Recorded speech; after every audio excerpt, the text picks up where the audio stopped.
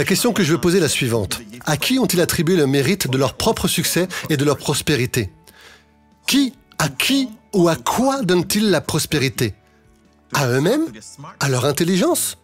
Non, c'est Dieu qui veut recevoir toute la gloire. Rappelez-vous que c'est le Seigneur Dieu qui vous donne le pouvoir d'obtenir la richesse. Donc, les gens qui enseignent contre cela enseignent contre la croix? Wow. C'est ce que vous êtes en train de dire? À propos de ce que Jésus a fait pour nous sur la croix. Je pense que beaucoup d'entre eux ne sont pas conscients de cela.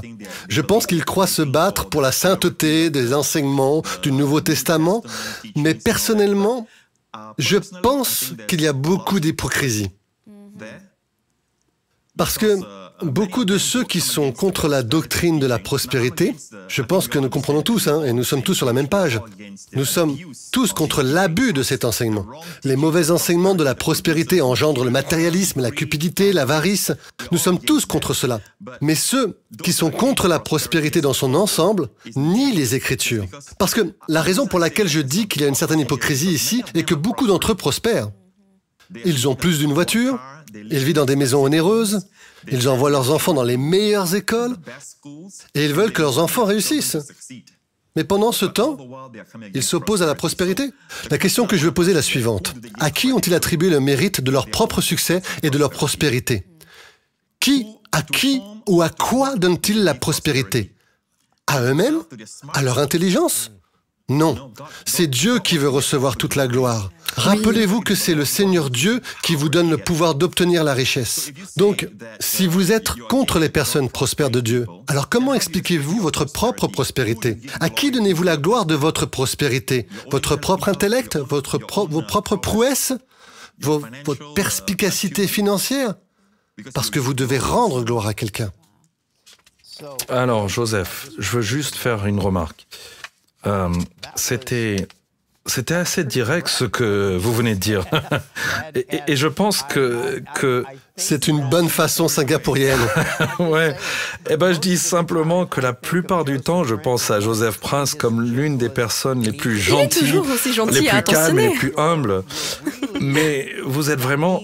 Ça veut dire quelque chose pour vous. C'est une réorientation ou un détournement d'une des œuvres expiatoires de la croix. Vous êtes un peu enflammé là-dessus. C'est un problème pour vous, n'est-ce pas? Oui, la raison est qu'à cause de ces enseignements contre la prospérité, beaucoup de gens l'évitent complètement. Et par conséquent, leur foi ne s'élève pas jusqu'à Dieu, pour même croire en cet aspect de leur vie. Ils ont tellement peur. Les pasteurs sont intimidés de prêcher ce message, de peur d'être mis dans le même sac que les prédicateurs de la prospérité. Vous savez, et comme je l'ai dit, nous étions tous contre les abus. Mais nier tout l'enseignement de la prospérité que Dieu est en train de restaurer dans les derniers jours, tout comme dans le passé, à l'époque de Martin Luther, il ne comprenait pas les dons du Saint-Esprit. Il ne touchait pas aux dons du Saint-Esprit. Mais le Seigneur a restauré le baptême du Saint-Esprit à notre époque. Et Dieu est en train de restaurer l'enseignement de la prospérité. Et si Dieu ne veut pas que nous soyons prospères, alors pourquoi Jésus est-il devenu pauvre à la croix? Pourquoi Jésus n'a-t-il pas dit des choses comme « Cherchez d'abord le royaume de Dieu et toutes ces choses vous seront enlevées » Pourquoi a-t-il dit au lieu de cela « Toutes ces choses vous seront données en plus » Je pense que la raison pour laquelle je me sens passionné est parce que je vois beaucoup de pasteurs et de leaders qui sont intimidés de prêcher le véritable évangile. Maintenant, l'évangile produit la prospérité, mais l'évangile n'est pas la prospérité. C'est un évangile de grâce et de paix. Shalom, j'espère que vous avez aimé cette vidéo. Abonnez-vous pour ne pas rater nos programmes. Merci de faire partie de notre famille TBN. Que Dieu vous bénisse. Shalom de Jérusalem.